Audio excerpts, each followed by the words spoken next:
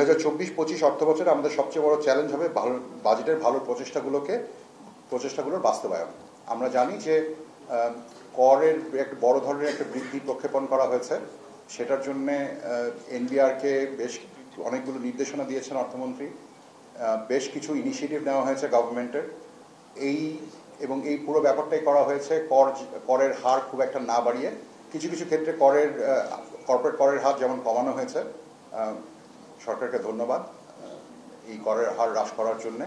এবং অনেকগুলো ক্ষেত্রেই দেখা যাচ্ছে যে যেখানে আপনার শুল্ক পদ্ধতিতে যেমন বিভিন্ন জায়গায় যেমন ইন্টারমিডিয়েট গুডস এবং যেগুলো দেশীয় উৎপাদন হয় এরকম বিভিন্ন জিনিসের ক্ষেত্রে আসলে করের প্রোটেকশন বাড়ানো হয়েছে, যেটা আমরা স্বাগত জানাচ্ছি। একই সাথে আরও অনেকগুলো বিষয় আছে এখানে, যেমন ধরুন যে আমাদের যে বাজেট ঘাটতি যে অর্থায়ন, সেখানে যেমন ব্যাংকিং খাতের ওপর থেকে ঋণ নেওয়ার যেই একটা টার্গেট দেওয়া আছে সেটা আসলে আমরা মনে করি অনেক বড়, এবং এই টার্গেটটা যদি সম্পূর্ণভাবে নেওয়া হয় সেক্ষেত্রে বেসরকারি খাতে ঋণ প্রবাহের উপর একটা বড় ধরনের চাপ পড়বে, যেটার থেকে আসলে অর্থনীতির উপরে আরও বড় ধরনের অর্থনৈতিক প্রবৃদ্ধির উপরে একটা বড় ধরনের চাপ পড়বে বলে আমরা মনে করি।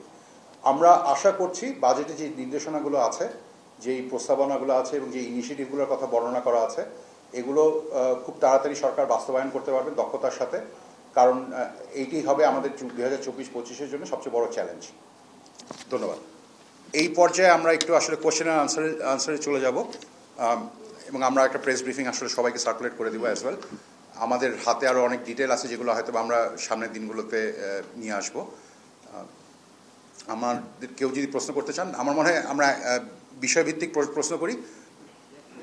আপনার প্রশ্নটা হচ্ছে ঘাটতি বাজেটের চ্যালেঞ্জটা কীভাবে মেটানো হবে। আচ্ছা, এই বিষয়ে আর কেউ প্রশ্ন করতে চান? ঠিক আছে। আমরা যেটা দেখছি যে এই বছর আপনি যদি দেখেন যে বাজেট ঘাটতির যে টার্গেট সেটা জিডিপির পার্সেন্টেজ অনুসারে বেশ কমানো হয়েছে। এটা গত বছর 5.2 ছিল, এটা এই বছর 4.5% নামিয়ে আনা হয়েছে। এবং আমাদের যে ট্রেন্ড তাতে এভাবে বলা যেতে পারে যে এটা হয়তো বা 4 যেই টার্গেটটা আছে তার থেকে কম থাকবে।